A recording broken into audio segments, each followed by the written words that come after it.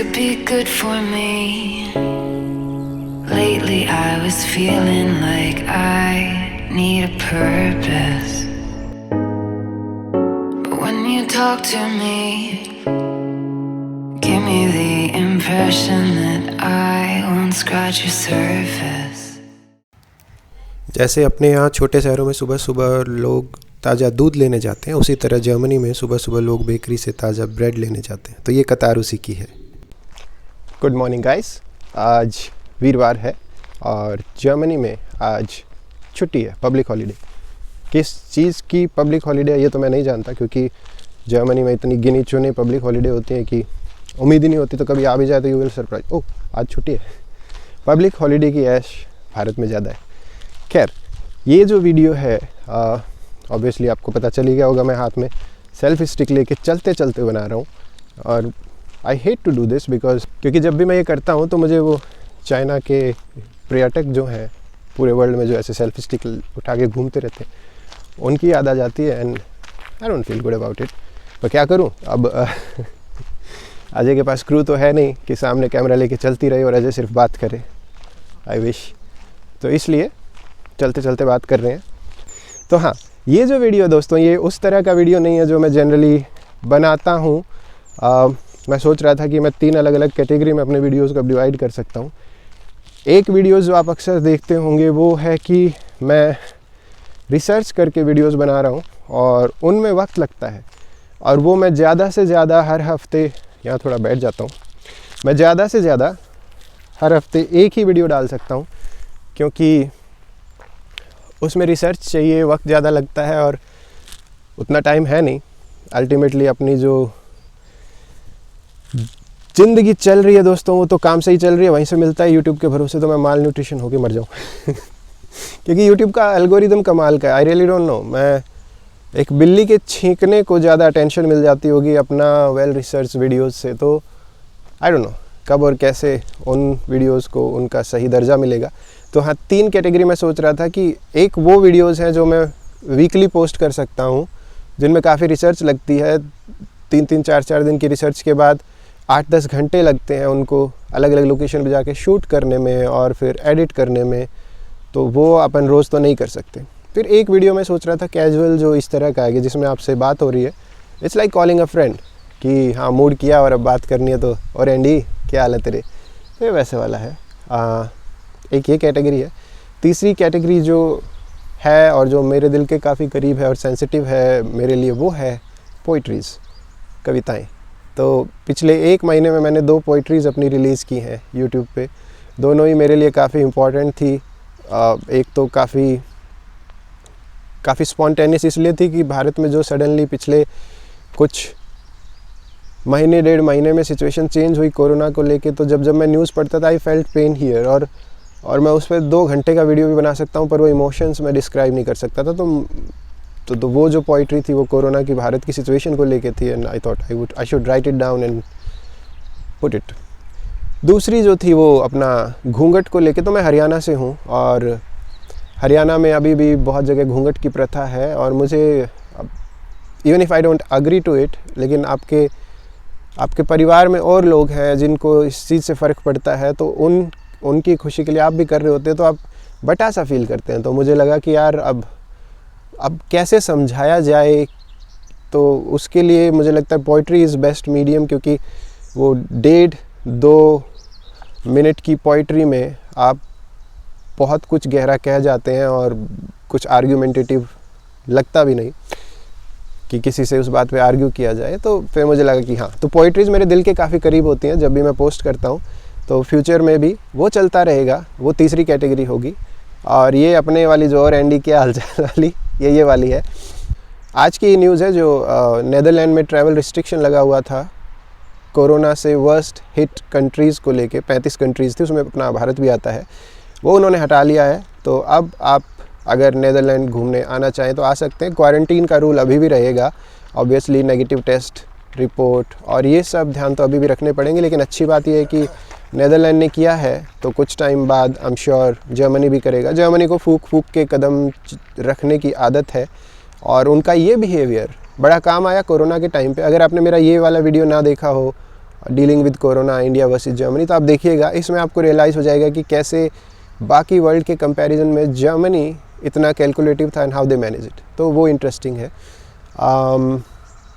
बाकी सब मस्त। अभी छुट्टी है तो बैठा हूँ, सुबह सुबह का वक्त है, शांत है, लोग जॉगिंग कर रहे हैं। जर्मनी में लोग हेल्थ को लेके काफ़ी कॉन्शियस हैं, तो हम आके यहाँ भी नहीं सुधरते।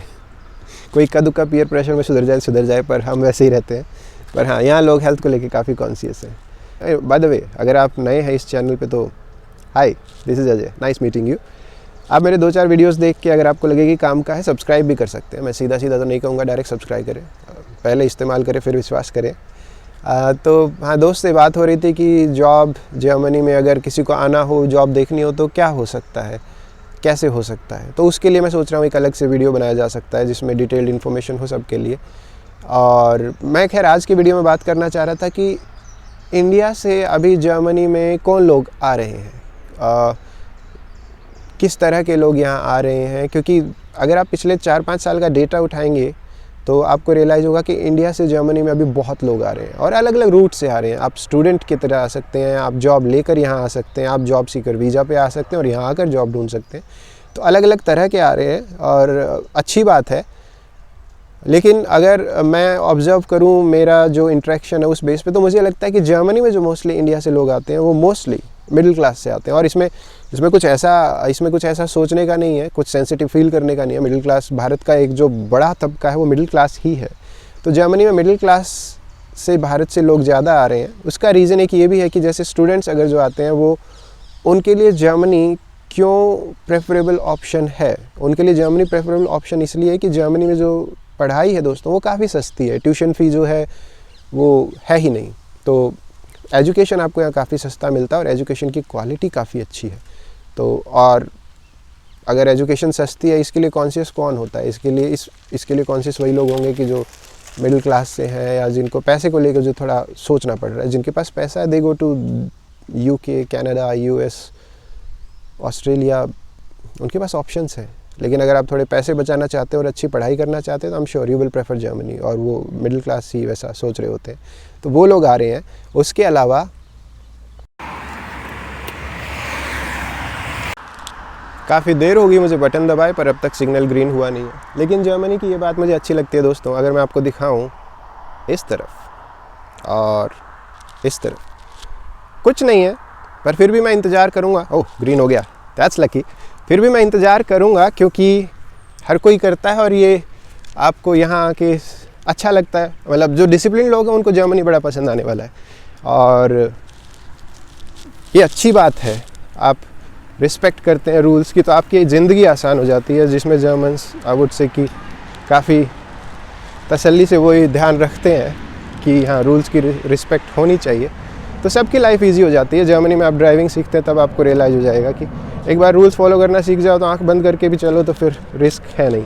इस तरफ जो है, अगर आप देख रहे हो, ये सारा पार्किंग एरिया है और मैं एक्चुअली जहाँ रहता हूँ वो उस तरफ है और मुझे सिर्फ 5 से 7 मिनट लगते हैं रिवर की तरफ वॉक करते हुए। और यहाँ से बस अगर मैं थोड़ा और वॉक करके आगे जाऊँ तो इस डायरेक्शन में रिवर आ जाएगी, जो कि मेरा फेवरेट हिस्सा है इस सिटी का।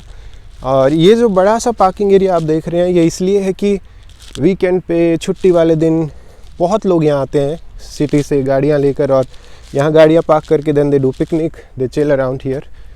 समर है तो आपको जगह जगह ये बाइसिकल इस वक्त मिलेंगे जर्मनी में, स्कूटर मिलेंगे, इलेक्ट्रिक स्कूटर हैं ये, शांत लेकिन 10 किलोमीटर 15 किलोमीटर पर आवर की स्पीड से चलते हैं और आप कहीं भी छोड़ सकते हैं, कहीं से भी उठा सकते हैं। ऐप डाउनलोड करिए, just use them and then leave them anywhere you want.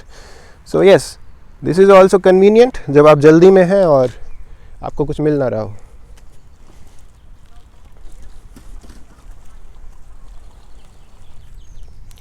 ये है ज़ोनन डेक, सन रूफ बेसिकली, अगर इंग्लिश में बोलें तो। सन को लेके यहाँ हर कोई पागल है। जिस दिन सन आ जाता है वी फील लाइक कि आज तो त्यौहार है, तो लोग यहाँ खूब आते हैं और बैठते हैं। आज सुबह सुबह मैं आया हूँ, तब तक कोई नहीं आया। और इस तरफ अगर आप देखेंगे दोस्तों, तो ये जो घनी हरी सी चादर दिख रही है पेड़ों की, ये पूरा ग्रीन एरिया है। और मज़े की बात यह है कि इसी को जब आप यहाँ विंटर में देखते हैं आपको यकीन भी नहीं होगा, आपको ऐसा लगेगा कि आर पार देख सकते हैं आप चीज़ों के, और समर में एकदम घना हरा ढक जाता है ये। और जर्मनी में काफ़ी कॉन्शियस हैं लोग ग्रीनरी को लेके, तो ये उसका एक एग्जांपल है। और काफ़ी कॉन्शियस है लोग साइकिलिंग को लेके, तो वो भी आपको दिख रहे होंगे सुबह सुबह लोग साइकिलिंग करते हुए। ये जो ट्रैक है एक्चुअली ये इधर से स्टार्ट होंगे और फिर ये ट्रैक पूरा इस तरफ जाते हैं। ये बहुत लंबा साइकिलिंग का रूट है, मैं जिस पे हूँ ऑब्वियसली वो पैदल चलने वालों का रास्ता है, पर ये बहुत लंबा साइकिलिंग का रूट है। इस तरफ 20 किलोमीटर 22 किलोमीटर स्पेसिफिकली साइकिलिंग के लिए बनाया हुआ है। This could be good for me. Lately I was feeling like I need a purpose. But when you talk to me, give me the impression that I won't scratch your surface. And I could walk for days, searching for your praise.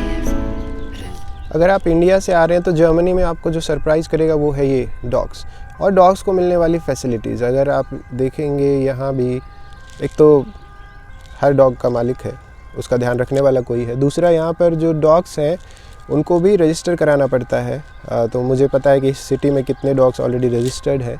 और तीसरा आप जो देखेंगे कि यहाँ पर buses में shopping करने जाएँ तो स्टोर्स में हर जगह आपको डॉग्स ले जाना साथ में अलाउड है, पब्लिक ट्रांसपोर्ट में डॉग ले जाना साथ में अलाउड है। और मुझे जो सरप्राइज़ करता है वो ये कि यहाँ पर डॉग इतने शांत होते हैं, इतनी तहजीब से रहते हैं, ना भौंकते हैं ना शोर मचाते हैं। तो मुझे लगता है इतना डिसिप्लिन, जानवरों को भी अगर आप इतना डिसिप्लिन कर सकते हैं तो फिर इंसानों में वो डिसिप्लिन आना कैसे मुमकिन नहीं होगा। आज टिपिकल जर्मन वेदर है, मतलब सूरज बादलों के पीछे कहीं छुपा हुआ है, बारिश आने वाली है और this is typical German weather. लेकिन अच्छी बात यह है कि अभी जून का महीना है तो टेम्परेचर जो है काफ़ी सूदिंग है, कंफर्टेबल है। अभी इस वक्त 18-19 डिग्री है, तो बाहर आने में ठिठुरना नहीं पड़ रहा, जो कि 2-3 महीने बाद फिर से शुरू हो जाएगा। तो अभी this is best weather, this is best time of year in Germany. तो I like it, I am enjoying it.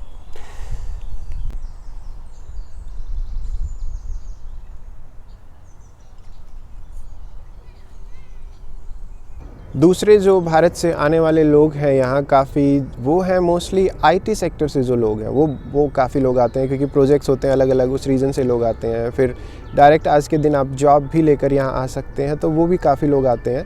पर फिर से जर्मनी जो आने वाले लोग हैं दोस्तों, वो लोग हैं जो थोड़ा सा अपना कंफर्ट जोन से बाहर जाना चाहते हैं। कंफर्ट जोन से बाहर क्यों? क्योंकि जो कंट्री है जर्मनी, इसमें जो लैंग्वेज है, जो मेन लैंग्वेज है वो तो जर्मन है।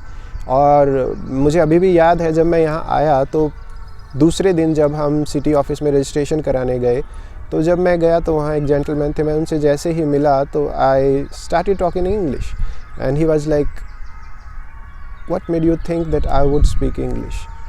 मुझे लगा तो मैं कैसे फिर आपसे बात करूं? And he was like, you know, when I go to India, before I speak in English, I actually ask people, do you speak English? Then I do conversation with them in English. And I was like, okay, this is a message. So very first day, or I would say second day, that person made me clear that in this country, the main language is German, which is no surprise. पर हम भारतीयों को ऐसा लगता है कि India से बाहर कहीं भी जाके अगर इंग्लिश में मुंह खोलेंगे तो काम चल जाएगा, लेकिन जर्मनी में काम नहीं चलता। तो आपको अपने कंफर्ट जोन से बाहर जाना पड़ता है। और कंफर्ट जोन से बाहर जाने वाला जो कैटेगरी है अपने देश में, मुझे लगता है वो मिडिल क्लास है। They want to experience new things, they want to experiment around things. तो इसलिए मुझे लगता है कि वो लोग ज़्यादा आते हैं। खैर, मुझे लगता है काफ़ी हो गया आज के लिए, इतना काफ़ी है। अब आज का व्लॉग यहीं बंद करते हैं, फिर मिलेंगे अगले वीडियो में। और तब तक आप अपना ध्यान रखिएगा। कोई भी आपका फीडबैक हो, सजेशन हो तो मुझे बताना दोस्तों, क्योंकि मैं 25 महीने बाद फेसबुक पे वापस आया हूँ और इंस्टाग्राम पे भी मैं एक्टिव हूँ नहीं, मुझसे सोशल मीडिया मैनेज होता नहीं एक्चुअली। तो वीडियोस बनाता भी हूँ तो यूट्यूब का एल्गोरिदम कमाल है, वो उठाता ही नहीं, वो अजब अमल देखता है। तो मुझे लगता है अच्छू आगे बढ़ो। और वो एल्गोरिदम अगर उठाता नहीं तो आपको वीडियो रिकमेंडेशन में दिखाएगा भी नहीं। तो ऐसे में फिर जो बचता है वो ये कि मैं कुछ दोस्त या परिवार वालों को वीडियोस जो हैं वो व्हाट्सएप पे लिंक भेज देता हूँ। अब उसमें से मुझे लगता है 30-40% ही उसे खोल के देख पाते होंगे, क्योंकि लोग बिजी हैं, बहुत काम है। 30-40% लोग ही उसे खोल के देख पाते होंगे, और वो भी जो लोग हैं उसमें से मुझे लगता है 10-15% एक्चुअली खुश होते हैं, और बाकी लगता है ये फिर आ गया। तो तो ऑडियंस ही गलत है। तो इसलिए लाइक ना किया हो तो लाइक करें, कमेंट करें, सजेशन दें, सब्सक्राइब करें, ताकि अपना जो ये कारवां है ये चलता रहे, कुछ और नया निकल के आए, चीज़ें क्रिएट होती रहें और आपसे वही मुलाकात होती रहे। तो फिर मिलेंगे, तब तक ध्यान रखें, मैं चलता हूँ, bye bye. This could be good for me. Lately I was feeling like I need a purpose. But when you talk to me,